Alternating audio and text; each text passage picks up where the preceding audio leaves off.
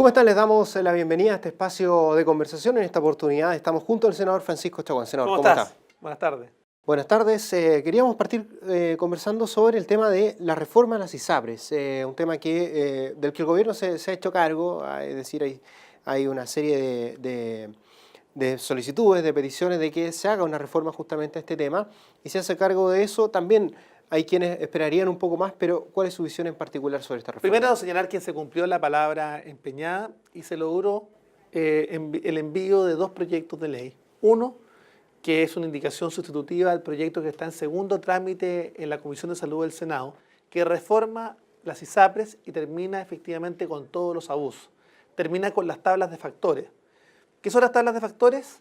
Aquellas que establecen diferencias de valor de las primas de los planes de salud cuando hay distintas condiciones de riesgo, que ya el Tribunal Constitucional y ya los fallos de la Corte Suprema hayan señalado que son ilegales. Vale decir, se establecen en virtud de estas tablas de factores que las mujeres en edad fértil tienen planes mucho más caros o que los niños o los adultos mayores estaban en esa condición. Con esto se terminan.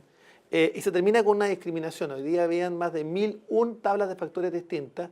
Teníamos, una ISAPRE tenía 568 tablas de factores distintas y con este proyecto de ley se terminan. Pero también se terminan las alzas unilaterales en los planes de salud. Las alzas en los planes de salud hoy día copaban el 80% de todos los recursos de protección presentados en las Cortes de Apelaciones del país. Y en este sentido, en virtud de este proyecto de ley, se terminan las alzas unilaterales. Pero también se terminan las preexistencias. Vale decir, se determina la obligación de llenar una declaración de salud de la persona que ingresaba a un ISAPRE y por tanto hoy día hay mucha mayor movilidad en las personas entre una y otra ISAPRE. Por tanto, se terminan con las discriminaciones y se pasa definitivamente a un sistema que es mucho más justo. Pero además se establece un monto máximo del gasto de bolsillo de cada chileno frente a una emergencia de salud. Vale decir, si una persona tiene una enfermedad catastrófica o tiene determinados tratamientos médicos, solo va a gastar un monto que está fijado por ley y después de ello tendrá que cubrirlo en las ISAPRES. Respecto de FONASA, se establecen además condiciones interesantes. Por ejemplo, un seguro de enfermedades catastróficas, pero adicionalmente a aquello, se establece un convenio entre FONASA y las farmacias, tanto las cadenas como las farmacias independientes, para que en definitiva los afiliados a FONASA tengan descuentos en el acceso a medicamentos. Eso quiere decir efectivamente que el valor de bolsillo o el costo de bolsillo para sostener o para gastar en salud va a disminuir considerablemente. Así que creemos que es un proyecto que va en la dirección correcta, que se hace cargo de los temas y que a diferencia del gobierno de Bachelet, que se miró para el lado respecto a los abusos de la ISAPRE, el gobierno del presidente Piñera, gracias a la insistencia también nuestra, de los parlamentarios de Chile Vamos y el que habla en particular, finalmente acogió ese llamado y se hizo cargo del problema. Ahora, ¿son todas las preexistencias o una mayoría? Porque eso podría cambiar un poco el sistema tal como está. Es decir, a lo mejor personas que se han tenido que ir a FONASA por tener una preexistencia tal vez podrían volver a la ISAPRE y esto vendría un poco a cambiar tal vez paradigma de que en la ISAPRE están los clientes más seguros y en FONASA están los que tienen más problemas. Tanto es así que se acaban las preexistencias que en definitiva se establece un fondo para compartir los riesgos o de compensación de riesgo para que la gente nos entienda. Y por tanto se establece efectivamente que hay una movilidad incluso de personas que quieran irse de FONASA a la ISAPRE o de la ISAPRE a FONASA con una restricción que son 2 años que tienen una condición especial y que se faculta a una comisión que pueda reducir ese plazo de 2 años si es que en definitiva se produce una migración acotada y si se produce una migración masiva de gente de FONASA a ISAPRE, se establece este plazo de 2 años justamente para no provocar un desfinanciamiento tanto de ISAPRES como de FONASA. Yo creo que está bien pensado el presidente Piñera se tomó todo el tiempo necesario para tener un sistema que funcione y no me cabe la menor duda que con esto se adquiere musculatura, se adquiere capacidad del sistema público a través de FONASA Plus, que va a ser otro proyecto de ley que también se va a incorporar, y por otra parte se establece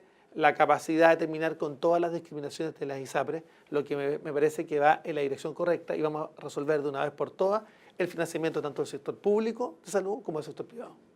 Senador, ahora la Comisión de Salud ya va a entrar a ver en detalle lo que tiene que ver con la ley del cáncer, ¿no? Sí, efectivamente nosotros vamos a trabajar paralelamente en la ley de ISAPRE, que entra por el Senado, y paralelamente va a entrar el fortalecimiento de FONASA por la Cámara de Diputados, y vamos a dividir nuestro tiempo entre sacar adelante la reforma a la ley de ISAPRE, como también, con igual forma e igual celo, la nueva Ley Nacional del Cáncer, de la que somos coautores junto con Carolina Goich y otros miembros de la Comisión de Salud y que el gobierno ha patrocinado. Por tanto, a nosotros nos parece que combatir también el cáncer, que es ya la primera causa de muerte en mujeres en 6 regiones del país y que va a ser la primera causa de muerte en Chile el próximo año, efectivamente poder tener pesquisas oportunas, diagnosis oportuna para los efectos del tratamiento, porque la diferencia en el cáncer lo hace efectivamente el diagnóstico. Con diagnósticos tardíos, efectivamente tenemos las dificultades de tener claramente posibilidades más remotas de finalmente salvar una vida. En cambio, con pesquisas oportunas, eso es mucho más fácil.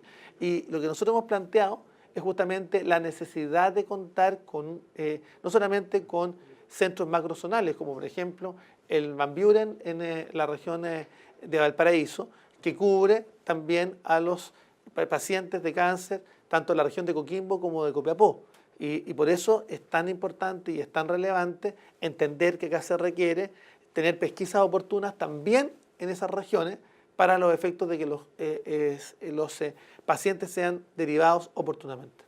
Senador, ahora hay otro proyecto que va a estar probablemente ya a punto de aprobarse, de hecho va a ir a la sala y que, bueno, es por algo que hemos visto la semana pasada y que no deja de pasar en Santiago, más encima con nuevas líneas del metro, gente que lo raya, gente que produce daños, hay también de otros diversos tipos, gente que activa el freno de emergencia, en fin. La idea es sancionar esto de una forma especial, ¿no? Absolutamente. Sancionar el vandalismo en los medios de transporte público es fundamental. Y por eso, junto con el senador Letelier, presentamos este proyecto de ley que tiene también el patrocinio del Ejecutivo y que hoy día esperamos se apruebe en general y en particular y pasa a segundo trámite legislativo. ¿Por qué esto es tan importante? Porque cada año, solo en la región metropolitana, se dañan los medios de transporte público en una cifra que asciende a 5.000 millones. 5.000 millones. Y estamos hablando de que se dejan de realizar por este daño a estos medios de transporte público, se dejan de realizar 7.000 millones de transacciones. 7.000 millones de transacciones. Por cada vehículo que finalmente es vandalizado, se retrasa los tiempos de espera en 18%. O sea, estamos hablando frente a un tema dramático. Estamos hablando de que tan solo en la región metropolitana el año pasado fueron vandalizados más de 3.500 buses. O sea, tenemos un problema cultural y complejo porque además el vandalismo se produce en los días de partidos de Chile, de fútbol, o de Colo-Colo, o de la Chile. Parece que la gente celebra destruyendo los medios de transporte público. Y acá tenemos que tener una norma que efectivamente sancione, porque estos hechos hoy día han quedado en la impunidad. Y con esta norma vamos a tener que hacer no solamente sanciones penales, o sea, privación de libertad, sino que además sanciones económicas con multas que van hasta las 10 UTM y hasta las 20 UTM. O sea, vamos a tener efectivamente mano dura para sancionar el vandalismo en el transporte público. Y estamos hablando no solamente de buses de la red en Valparaíso, en Santiago y de todo el país.